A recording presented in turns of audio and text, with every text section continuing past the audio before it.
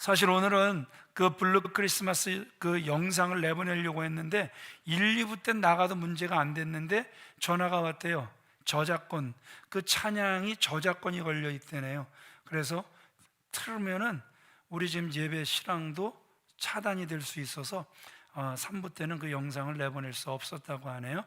자, 여러분, 블루 크리스마스, 세상은요 아무리 힘들고 어렵고 괴롭고 추워도 사랑의 온도계는 계속 올라가잖아요. 근데 교회도 이러할 때일수록 우리가 세상보다는 빛이고 세상보다는 소금이잖아요. 그래서 계속해서 이 사랑의 온도계가 좀 더 올라갈 수 있도록, 이왕이면 터졌으면 좋겠어요. 아멘 하신 분들 은혜가 넘치기를 바랍니다. 그래서 작년보다는 우리가 조금 더 이렇게 해주셔야 이게 넘쳐날 수 있을 것 같습니다. 말씀으로 들어가겠습니다. 자, 아프리카 자유공화국, 그러니까 지금의 콩고 민주 그 공화국에서 선교를 하시는 한 선교사님이 있었는데, 어느 날 그 선교사의 어린 아들이 아빠가 그 앞마당에서 그 낡은 가구를 이렇게 고치고 있으니까 그 노는 것 같더니 순간 숲으로 들어가서 나뭇가지를 주스면서 놀고 있는 거예요. 그런데 순간 그 아버지의 다급한 소리가, 필립 엎드려 엎드려 엎드려. 그 어린 아들 필립이 영문도 모른 채 땅에 엎드렸습니다. 그러니까 아빠가 다시 말하기 시작하는 거예요. 너 할 수 있지? 아빠 쪽으로 천천히, 아주 조용히 기어올 수 있겠지? 자, 빨리 천천히 조용히 아빠 쪽으로 기어와라 기어와라. 그 어린 아들이 그 아빠의 말을 듣는 대로, 그래서 천천히 소리 없이 기어서 아빠에게 왔습니다. 그랬더니 그 아빠가 그 아이를 끌어안으면서, 놀랬지? 아빠 말 잘 따라줘도 고맙다. 보렴, 내 머리 위에 독사가 있었단다. 네가, 여러분 동물의 왕국을 보시면 뱀이 그렇게 시력이 좋지는 않습니다. 그런데 미세한 움직임에 반응을 하는 게 뱀이거든요. 그 아이가 조금이라도, 아빠 왜? 나 그냥 여기서 놀래, 그냥 냅둬, 그러면서 움직였다면 그 아이는 그 순간 그 독사의 공격을 받게 돼 있었다라는 것이죠. 그러나 여기서 우리에게 전해지는 중요한 교훈이 무엇입니까? 아까 말씀드린 것처럼 아빠 나 그냥 여기서 놀을래, 불순종했다면 그 어린아이는 어떻게 됐을까요? 그 아이가 이유는 모르지만 그 아버지의 말에 즉각 아무 대꾸 없이 순종함으로 인해 목숨을 건질 수 있었다라는 것이죠. 그래서 순종은 다른 게 아니에요. 생각해 볼게요, 기도해 볼게요, 이게 아니라 순종은 즉각적이어야 됨을 우리에게 말씀하고 있다라는 것이죠. 우리가 13장에서 그 사울을 보았습니다. 이제 블레셋과의 전투에 사무엘이 오기로 된 날짜, 오기로 된 시간 열심히 기다리다가 좀 늦어졌는지 이제 백성들이 동요하고 흩어집니다. 그러니까 어떻게 했어요? 자기가 그 제사를 대신 지내버렸습니다. 하나님의 명령에 불순종해버린 거죠. 사무엘이 그냥 넘어가질 않았죠. 왜 왕은 하나님의 명령에 불순종하였습니까? 왜 그 명령을 지키지 않았습니까? 당연히 책망을 했습니다. 그랬더니 사울의 핑계가, 변명이 뭐였습니까? 부득이해서 그랬습니다. 그렇게 할 수밖에 없는 상황이었습니다. 그래서 불순종했다라는 것이죠. 여러분, 그렇다고 해도 말씀에 순종하지 않는 것, 이거 결코 정당화될 수 없단 말입니다. 어쩔 수 없는 상황을 주장할 것이 아니라 즉시로 하나님 죄송합니다, 불순종했습니다, 회개하는 것이 옳았을 거란 말입니다. 오늘 본문에 하나님은 다시 한번 세컨 찬스를 이 사울 왕에게 주십니다. 그가 순종할 것인지 순종하지 않을 것인지 다시 한번 테스트를 하기를 원하셨습니다. 너 이제 아말렉과 전쟁을 하게 될 것인데 그 전쟁에서 내가 이기게 될 것이야. 그런데 한 가지 조건이 너에게 있는데 내가 너를 그 전쟁에서 이기게 할 때 그 아말렉을 진멸해버려라. 짐승까지라도 진멸해버려라. 하나님의 명령이 있었단 말입니다. 여기서 진멸하라는 하나님의 뜻은 남의 것 네 마음대로 취하라, 네 기분에 따라 사람 죽이고 살려라, 이런 말씀이 아니었단 말입니다. 지금 악한 아말렉에 대한 누구의 심판이 있는 거예요? 하나님의 심판이 있는 거란 말입니다. 2절 말씀을 같이 읽어보겠습니다. 시작. 만군의 여호와께서 이같이 말씀하시기를 아말렉이 이스라엘에게 행한 일 곧 애굽에서 나올 때에 길에서 대적한 일로 내가 그들을 벌하노니. 예, 아말렉이 이스라엘을 대적한 악한 일이 있었다라는 거예요. 그래서 하나님께서 그들을 벌하신다라는 거예요. 그러면 어떤 문제가 하나님께서 진멸하실 정도가 되는가? 이 부분을 우리가 반드시 알고 넘어가야 되는 거 아닙니까? 신명기 25장 17절로 18절 말씀을 같이 읽어보겠습니다. 시작. 너희는 애굽에서 나오는 길에 아말렉이 내게 행한 일을 기억하라. 곧 그들이 너를 길에서 만나 내가 피곤할 때에 내 뒤에 떨어진 약한 자들을 쳤고 하나님을 두려워하지 아니하였느니라. 지금 아말렉의 죄가 두 가지로 나타나고 있습니다. 첫 번째는 하나님을 두려워하지 않은 거예요. 하나님을 두려워하지 않으니까 그들이 두 번째 지은 죄가 뭐냐 하면, 이스라엘도 그래서 믿음의 행진, 그 광야 교회가 믿음의 행진을 하는 것 같지만 그 속에서도 지치는 자들, 뒤에 떨어지는 자들이 나온단 말입니다. 그런데 그 아말렉이 한 못된 짓은 그 지쳐서 떨어지는 자들만 골라서 그들이 괴롭히고 그들이 죽였단 말입니다. 그것이 하나님 보시기에 너무너무 악했던 거예요. 그래서 하나님이 그들을 진멸하라. 그래서 심판자는 하나님이시고 그 하나님의 심판을 집행하는 자는 누가 된 거예요? 사울 왕이 되었음을 우리에게 보여주고 있다라는 거예요. 자, 그럼 여러분들에게 질문하고 싶은 건, 심판자는 하나님이시고 집행자는 나예요. 그러면 그 집행자가 돼서 그 일을 집행할 때 사사로운 감정이 개입이 되면 안 됩니까? 안 됩니까? 어명이여 사약을 받으시오. 그냥 자기의 역할은 사약만 내리면 되는 거지, 사약을 받기 전에 아내 좀 만나시오, 애들도 만나시오, 만난 음식 원하시오, 내가 대신 주겠소, 뭐 이런 거. 이건 지금 자신의 뭐가 들어가는 겁니까? 사사로운 감정들이 그 속에 들어가는 거란 말입니다. 그런데 집행자는요, 집행만 하면 되는 거예요. 하나님의 뜻만 거기 가서 선포하면 되는 거란 말입니다. 여러분, 그러면서 사울에게도 분명히 주시는 교훈이 여기서 어떻게 우리에게 다가옵니까? 아하, 하나님을 두려워하지 않으면 심판받는구나. 아하, 약한 자들을 괴롭히는 거, 그래서 그 지친 자들을 괴롭히는 거 하나님이 정말 싫어하셔서 진멸하시는구나. 이러한 교훈을 우리가 받을 수 있어야 되는 거란 말입니다. 여러분, 사울 왕의 능력이 특출나서 그가 지금 아말렉을 진멸한 것입니까? 절대 아니란 말입니다. 그러니까 하나님이 진멸하라고 하면 그는 진멸하면 되는 거란 말입니다. 자기 생각을 거기에 개입시켜서는 안 되는 거란 말입니다. 그런데 문제는 뭐예요? 이 사울 왕은 하나님의 말씀에 온전하게 순종하지를 못했단 말입니다. 이것이 다윗 왕의 실수가 됐다라는 것이죠. 그런데 사무엘이 도착해서 왜 순종하지 않았습니까? 하나님의 명령을 왜 따르지 않았습니까? 이렇게 질문을 하니까 오히려 사울은 이렇게 대답합니다. 무슨 말씀이세요? 나 순종했습니다. 이렇게 이야기를 하는 거예요. 13절 말씀 같이 읽어보겠습니다. 시작. 사무엘이 사울에게 이른즉 사울이 그에게 이르되 원하건대 당신은 여호와께 복을 받으소서. 내가 여호와의 명령을 행하였나이다 하니. 지금 사울은 뭐라 그러는 거예요? 하나님은 순종이 아니라고 하는데 자신은 자신의 입장에서 자신의 변명을 하는데 이건 분명히 순종이었다, 이렇게 이야기한단 말입니다. 그러면 여러분 순종이다 아니다, 하나님의 생각과 사울의 생각이 충돌이 될 때 누구 생각이 옳은 것입니까?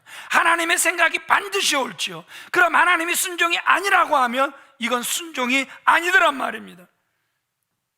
사무엘이 다 진멸했으면 왜 이 내 귀에 들려오는 저 양과 소의 소리는 무엇입니까? 이렇게 직선적으로 이렇게 물었더니 사울이 뭐라고 대답합니까? 좋은 소와 양이 있어서 하나님께 제사하려고 백성들이 가져왔습니다. 다시 말씀드려요. 하나님이 원하시는 순종과 사울 그 왕이 생각하는 순종이 충돌하고 있음을 우리에게 보여주고 있어요. 지금 왜 이런 일이 지금 생기고 있는 것입니까? 사울은 아말렉에서 사람과 물질을 남기면서 이것이 불순종이 아니라는 거예요.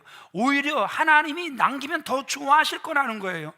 오히려 자기가 한 행동이 자기가 생각해봐도 너무너무 기특하다라는 거예요.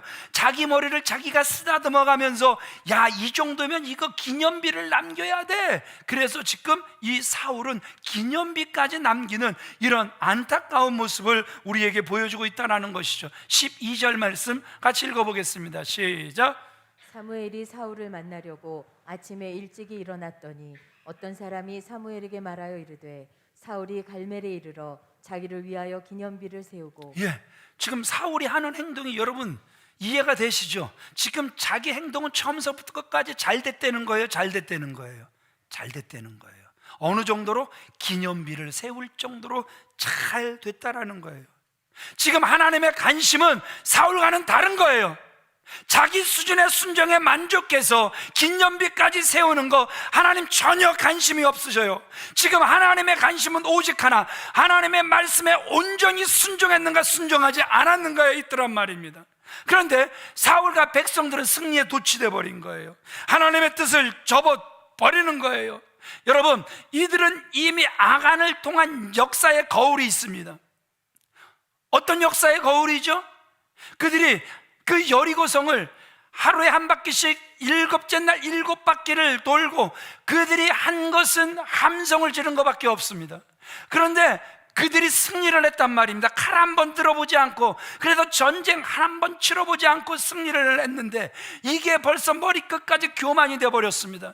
아이성을 딱 보는 순간 이제 자신감이 붙어버리니까 뭐라고 이야기를 하는 겁니까? 아이고, 우리가 다 갈 필요가 뭐 있겠습니까? 2,000명 내지 3,000명만 주시면 우리가 가서 전쟁에서 승리하고 오겠습니다. 세상에 콧노래를 부르고 나간 전쟁에서 그들은 대패를 하고 돌아오죠. 그 여호수아가 옷을 찢어야 했고 죄를 뒤집어 써야만 했습니다. 기도해야만 했단 말입니다. 하나님이 이유를 알려주시죠.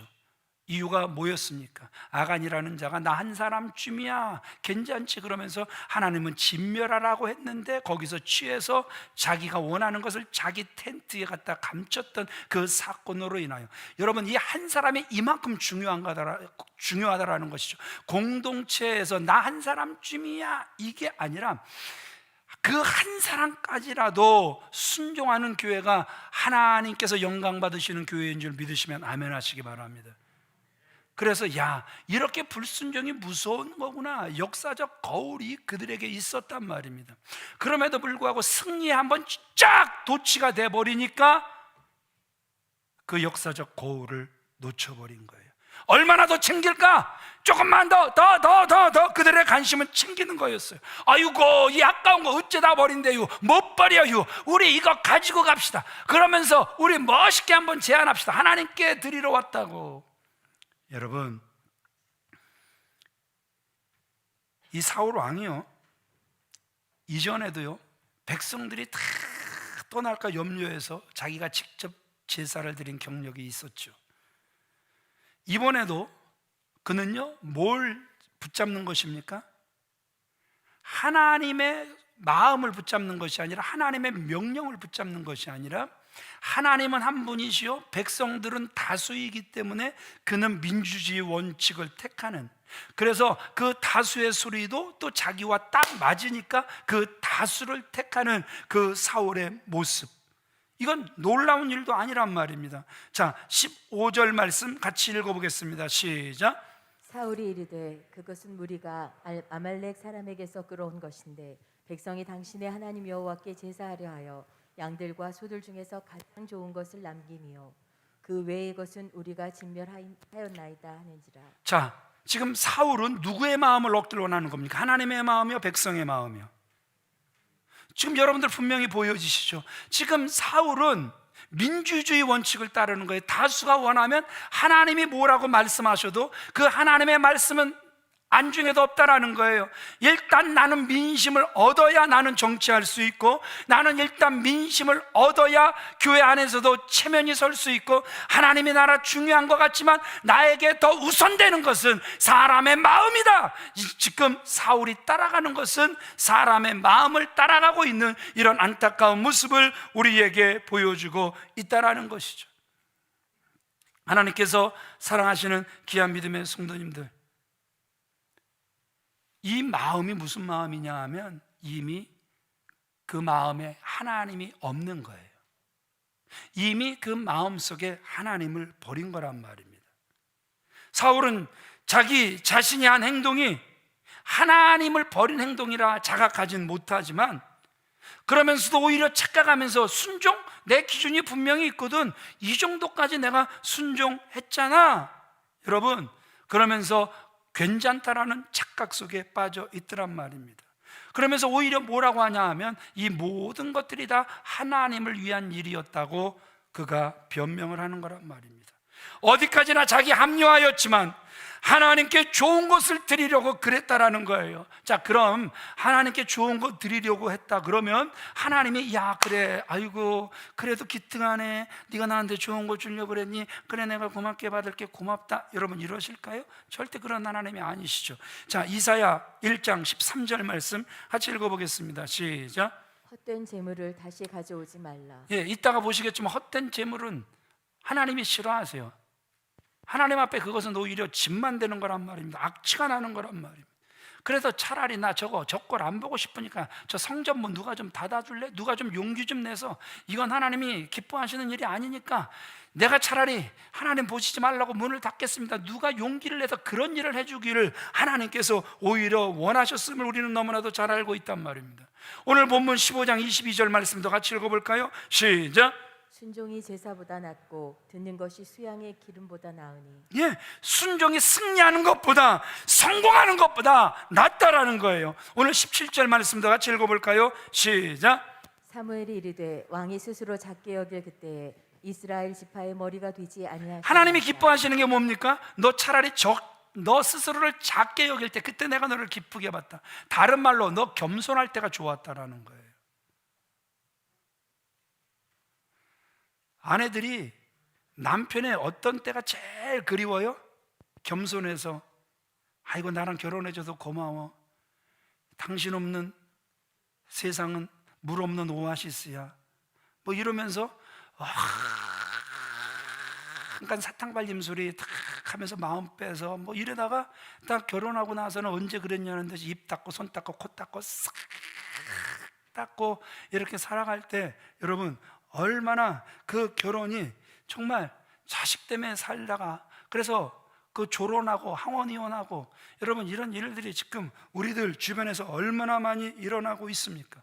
여러분, 우리는요 정말 하나님의 마음을 제대로 알아야 된단 말입니다.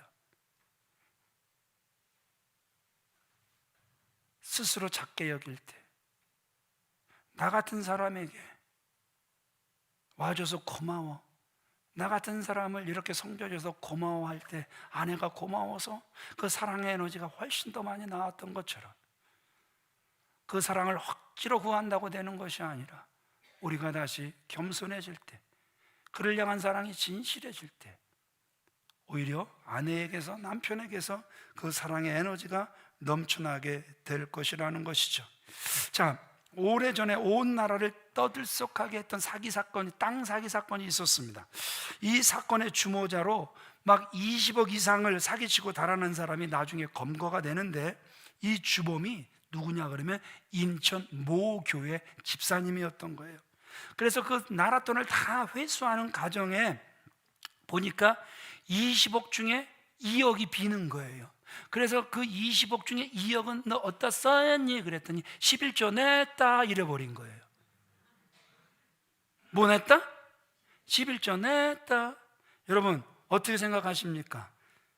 사기쳐서 번 돈 20억에 11조 2억 2억을 11조로 하나님께 드렸기에 그의 믿음이 정말 큰 사람입니까? 정말 하나님이 야 너 대단하다 어떻게 야 20억 중에 여러분 안 내는 인간들도 문제지만 소속감도 전혀 없고 하나님의 나라를 세워가고 싶은 마음이 1도 없는 그러한 사람들도 문제지만 여러분 여기서 보세요. 그렇게 사기쳐서 번 돈을 가지고 하나님께 드리면 여러분 하나님이 기뻐하시겠습니까? 입장을 한번 바꿔보세요. 자식이 맨날 나가서 사기만 쳐와. 그러면서 오늘따라 아유 엄마 오늘 재수 되게 좋아. 사기를 딱 쳤는데 그냥 대뜸 그냥 한 번에 물었어. 엄마 나 오늘 20억 벌었으니까 2억 엄마가 딱 써. 그 돈 받고 기뻐하실 분 아이고 고맙다 이놈의 자식 내가 낳길 잘했지. 내가 네 놈 먹고 미역국 먹은 거 정말 잘한 일이요. 그래요 엄마는 돈이면 다 알았다. 돈다 돌아버리는 거죠. 여러분 같으면 그 돈이 진짜 기쁘시겠습니까? 부모님들은 그러잖아요. 자식이 어떻게 사는지 이미 다 알아요. 그래서 오히려 그 어려움 중에서 그래도 부모를 섬기려고 하면 받긴 받죠. 그런데 나중에 더 주시려고 그러는 게 부모잖아요. 아닙니까? 맞아요? 예, 맞잖아요. 예, 자식에게 오늘 우리 아들이 저녁 사줄 거예요. 얼마나 기분이 좋은지 몰라요. 저녁이 얼마나 기대가 되는지 몰라요. 그런데 항상 부모는 자식에게 10,000원짜리 밥을 대접을 받아도 그 자식이 지금 얼마가 있을까 그걸 더 염두에 둬요. 그래서 나중에 더 주려면 더 주지 절대 그거 받아서 그거 마음껏 자랑하면서 쓰는 철없는 부모는 이 세상에 한 사람도 없어요. 그래요? 왜 반응들을 안 하세요? 그냥 드리는 대로 넙죽넙죽 받아 다 쓰셨군요. 사기친 돈도 좋다, 훔친 돈도 좋다, 다고 거머리처럼 다 달라고만 하셨던 분들 같이 왜들 그러십니까? 안 그렇죠? 여러분 똑같은 거예요. 하나님은요 차라리 그 돈 없어도 괜찮아. 계속해서 소금이 되라. 계속해서 빛이 되라. 그 돈 없어도 좋으니까 말씀대로 살아라. 하나님은 우리에게 이렇게 말씀하실 거란 말입니다. 아이고 하나님 뭔 말씀을 그렇게 섭섭하게 하신대요. 저 2억이 어디서 또 나온대요. 마치 우리 교회 할 일도 정말 많고 교회도 우리가 보수해야 되고 그런데 하나님 저거 우리 꼭 받아야 되니까 요번만 눈 한번 감아주시면 안 되겠어요? 또 이렇게 타협하면서 들어오려고 하는 사람도 생각보다 교회 안에서 얼마나 많은지 모른단 말입니다. 그거 참 웃지 못할 일이더란 말입니다. 우리 생활 속에서 아주 자주 일어나는 그러한 일이란 말입니다. 하나님의 뜻은 안중에도 없어요. 그저 하나님 기쁘시죠. 저 잘했지요. 그냥 기념비 하나 세우면 어떨까요? 하나님 제가요 요번에 좀 대목을 봤어요. 악자까지 돈 벌어갖고 착취까지 하면서 돈 벌었는데요 제가 그랜드 피아노 하나 딱 기증할게요. 그 대신 조건이 하나 있어요. 이름 석자 새겨주세요. 이게 기념비지 뭡니까? 교회는 기쁠 수 있어요. 그러나 과연 착취까지 하면서 번 돈을 가지고 하나님께서 기뻐하실까요? 남의 거 줘야 될 거 제대로 주지 않으면서 교회에 와서는 거룩한 척 외국인 노동자들의 돈은 악착같이 착취를 하면서 교회에 와서는 거룩한 척 막 이것저것 기념해서 기념비 남기면 하나님이 그분을 정말 기뻐하실까요? No! 하나님은 절대 그분 받으시지 않습니다. 기뻐하지 않습니다. 그 이름이 교회에는 남을지 모르지만 절대 하나님의 생명책에는 남지 않아요. 하나님께서 사랑하시는 귀한 믿음의 성도님들, 우리의 이름이 교회에 남지 않길 바라고 생명책에 기록되기를 주님의 이름으로 축원을 드립니다. 그 생명책에서 흐려지지 않는 저와 여러분들이 다 되어지시길 우리 주 예수 그리스도의 이름으로 축원을 드립니다.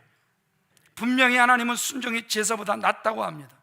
순종 없는 제사 아무런 의미가 없습니다. 수많은 종교의식, 수많은 봉사, 수많은 희생, 아무런 소용이 없습니다. 하나님께서 뭐라고 말씀하시는지 우리 다시 한번 읽어볼까요? 이사야 1장 13절로 14절 말씀 같이 읽어보겠습니다. 시작. 헛된 재물을 가져오지 말라. 그것이 나에게 무거운 짐이라. 헛된 재물? 여러분 뭐가 된다고요? 예, 무거운 짐이 된다라는 거예요. 순종이 없는 제사나 희생이나 헌신이나 봉사, 이거 아무런 소용이 없다라는 거예요. 오히려 하나님께 대한 모욕이 되더란 말입니다.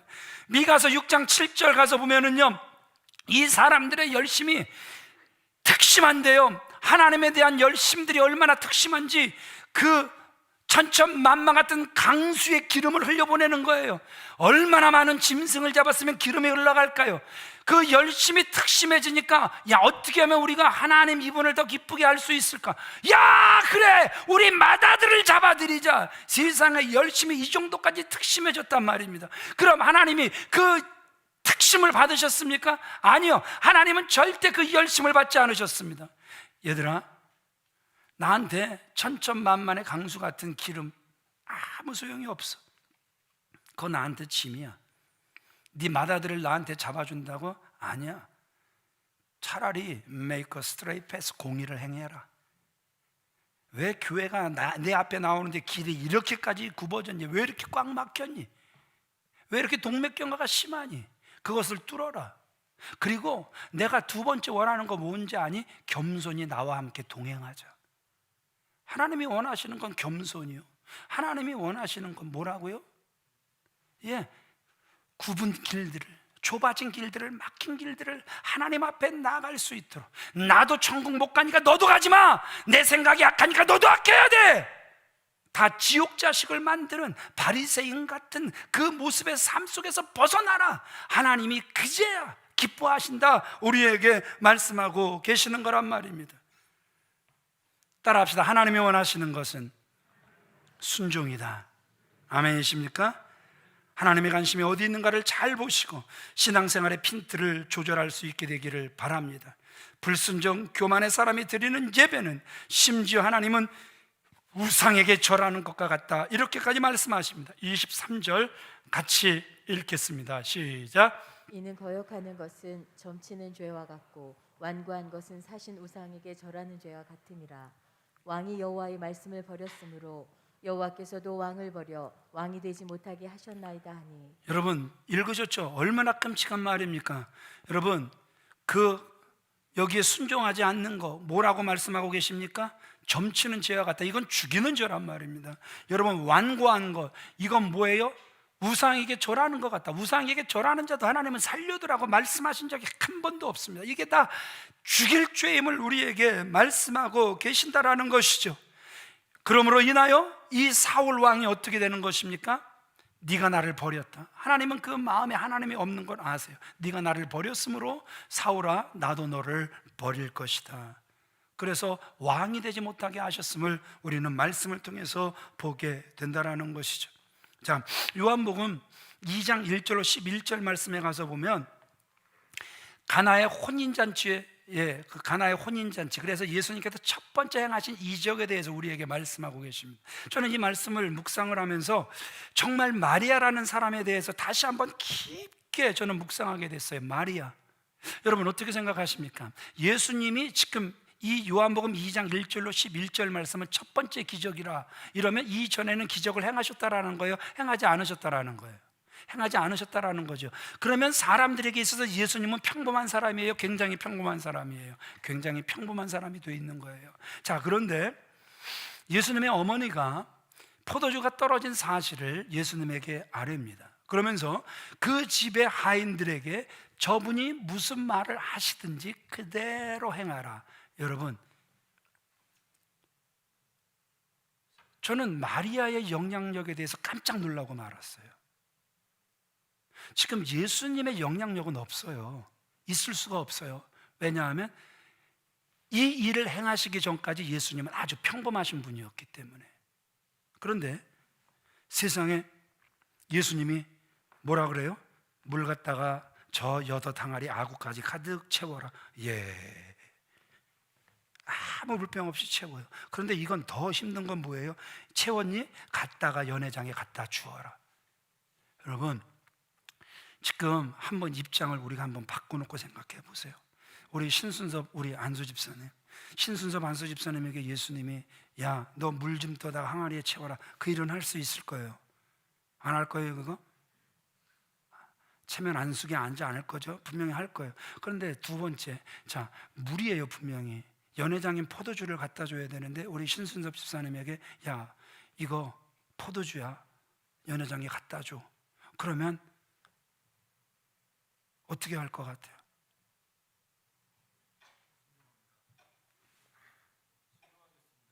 순종하겠습니다?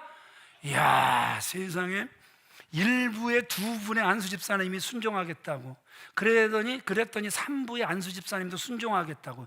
그런데 2부 때는 조정현 체면 안수는 안수 집사님이 기도를 하셨는데 체면이 안 섰어요. 못하겠대요. 그런데 저는 거기에 동의했어요. 사실 저는 그분에게 동의가 돼요. 제 앞에 지금 멀쩡하게 지금 물인데 그걸 갖다가 터다 주라 그래요, 나보고. 그러면 제가 그거를 못 갖다 줄까요? 못 갖다 줄까요? 미쳤어요, 그걸 갖다 주게. 근데 저는 여기서 마리아의 영향력을 본 거예요. 예수님은 아직 그들 마음속에 자리 잡지 못했지만 그 마리아가 무엇이든지 순종하라고 하니까 그대로 순종하는 하인들의 모습을 보면서 예수님의 영향력보다는 마리아의 영향력을 보게 된 거예요. 그러면서 우리 성도라면 과연 삶이 어떠해야 되는가를 다시 한번 보게 된 거예요. 저 사람 예수 믿지? 저 사람 정말 예수 믿는 사람이야. 저 사람이 하는 말은 무슨 일이든 들으면 손해가 되지 않아. 이런 영향력을 끼칠 수 있는 분들이 되어줘야 된다는 거죠. 이게 참다운 신앙생활이란 말입니다. 하나님께서 사랑하시는 귀한 믿음의 성도님들, 오늘 여러분들을 축복합니다. 마리아의 영향력이 여러분들에게 있기를 바랍니다. 그런 분이 있었기에 기적이 일어났고, 또 보세요, 그 하인들, 여하튼에 저분이 이야기하는 걸 들으면 손해난 일이 없어 순종했기에 기적이 일어난 줄 믿으시면 아멘 하시기 바랍니다. 하나님의 나그네 된 백성들을 쓴 미국의 신학자 스탠리 하워워스라는 그 박사가 2011년 그 풀러 신학교 심리학부가 마련한 그 심포지움의 주강사가 돼요. 그러면서 그가 주강사가 돼서 그 자신의 그 삶의 이야기를 솔직하게 나누는 거예요. 그가 이렇게 이야기를 합니다. 자기 아내는 조울증에 걸렸다고 이야기를 해요. 그 조울증에 걸린 아내와 사는 고통에 대해서 솔직하게 나누겠다라는 거예요. 밤새 소리 지르는 아내, 자기 재산을 상의 없이 팔아갖고 막 나눠주는 아내, 자기 친구에게 전화해서 당신 나랑 섹스합시다 이렇게 전화해야 되는 아내, 그 아내와 사는 것이 결코 쉽지가 않았어요. 그래서 자신에게는 미친 듯한 에너지가 필요했기에 밤마다 16km를 아주 죽는 힘을 다해서, 죽을 힘을 다해서 달려 온몸을 지치게 만들어 잠을 청할 수밖에 없었다. 정말 외로웠다. 그가 이렇게 이야기를 합니다. 그는 강연 막바지에 이런 이야기를 해요. 인생이 왜 그러냐고, 왜 인생에 엉뚱한 일들이 일어나는지 나에게 묻지 마십시오. 나는 모릅니다.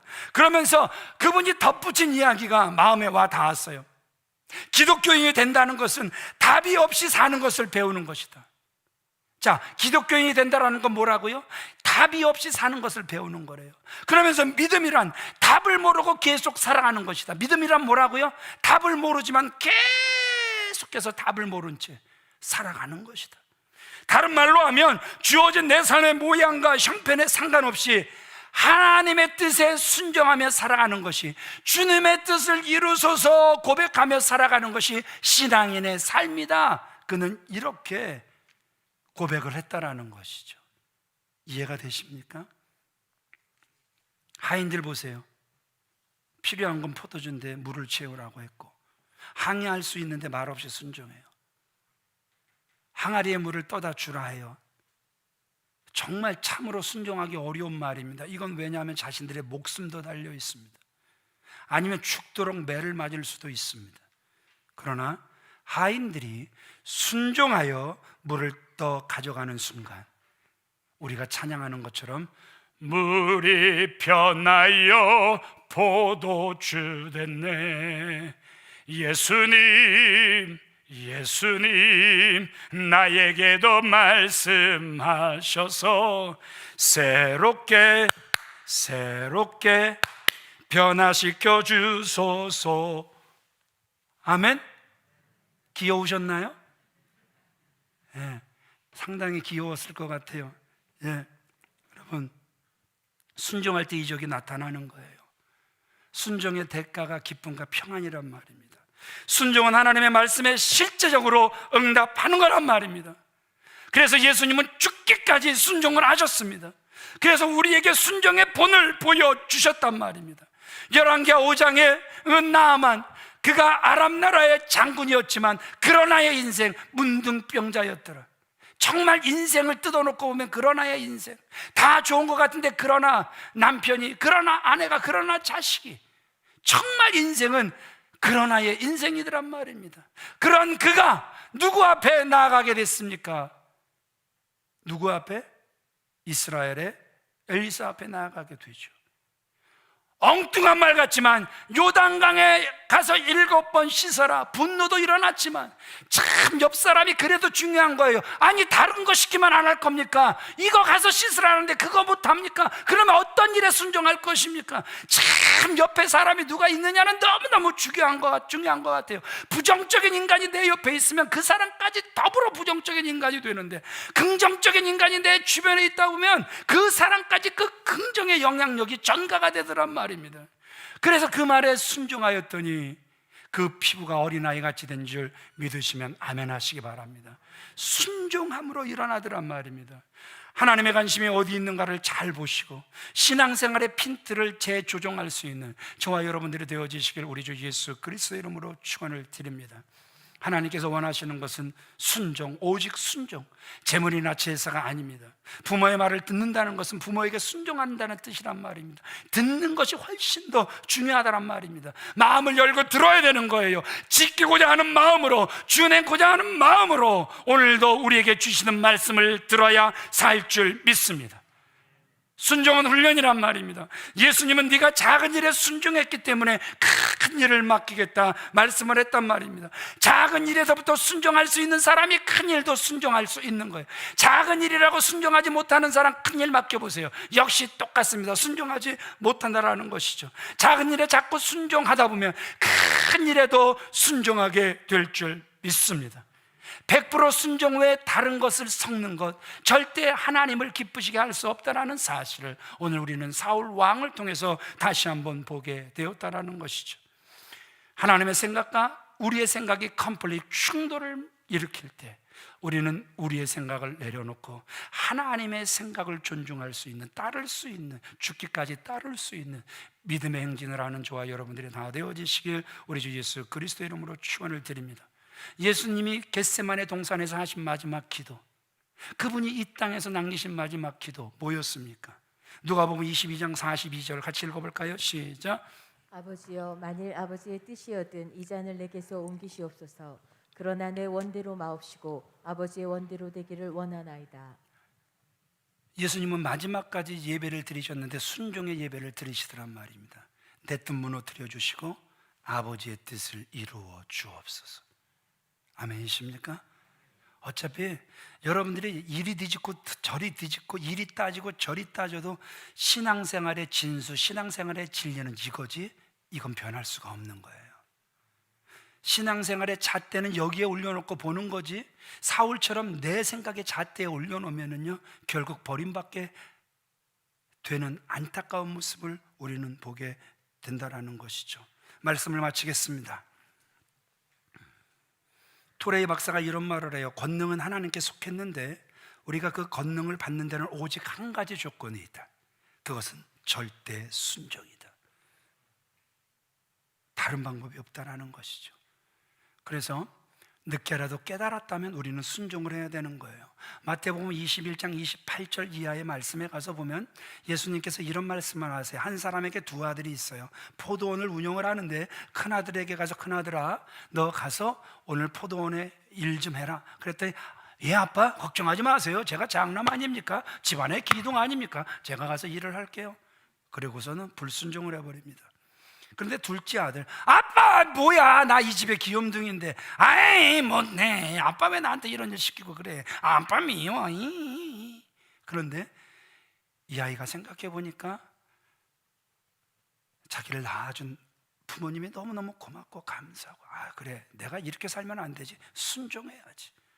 그래서 뒤늦게라도 깨닫고 순종하는 모습. 자, 누가 그 아버지의 기쁨이 되는 겁니까? 순종한다고 하고 불순종하는 아들, 불순종할 것 같았지만 순종한 아들. 결국은 늦게라도 깨닫고 순종한 아들이 아버지의 기쁨이 된 줄 믿습니다. 그렇다면 오늘 우리의 삶도 계속해서 완고한 것은 우상 숭배, 그래서 우상에게 절하는 것과 똑같다. 그래서 오늘 우리의 마음이 더 이상 완고해지지 않길 주님의 이름으로 축원을 드립니다. 우리의 심령이 옥토밭이 되기를 원합니다. 오늘도 이 말씀이 성령의 담비가 되기를 원합니다. 우리를 살리는 말씀이 되기를 원합니다. 그래서 이 한 주간 분명히 우리에게 참으로 많은 일들이 있을 것입니다. 처음엔 내 판단이 옳다고 주장했다가도, 그러나 내 판단이 잘못했다라는 것을 우리가 깨닫는다면 그때라도 즉시 순종할 수 있는 순종의 영이 흘러 넘치는 저와 여러분들이 다 되어지시길 우리 주 예수 그리스도의 이름으로 축원을 드립니다.